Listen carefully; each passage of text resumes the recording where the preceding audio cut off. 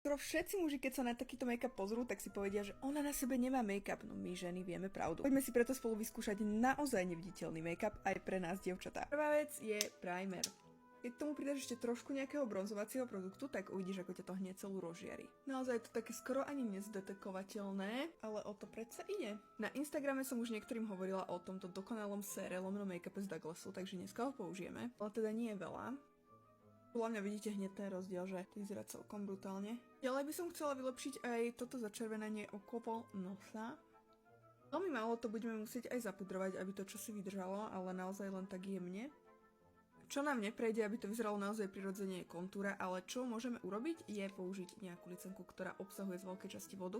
Táto je napríklad podľa mňa taká celkom neviditeľná. V prirodzenosti je podľa mňa na obočie neprekonateľný tento produkt od NYXu. Oči si len takto jemne vykontúrujem prirodzenou farbou kontúrky. Myhalnice si chceme vytočiť, aby boli naozaj také výraznejšie. Čo pôsobí prirodzenejšie ako obyčajná maskara, je hnedá maskara. Alebo ja mám tento first step z tejto čiernej, ktorú milujem. Vidíte, ako mi to spravilo toto oko, že minimálne rozmýšľate. Toto je bez a toto je s tým a ste takí, že má to, nemá to. Ak chcete, môžete použiť ešte nejaký lip oil.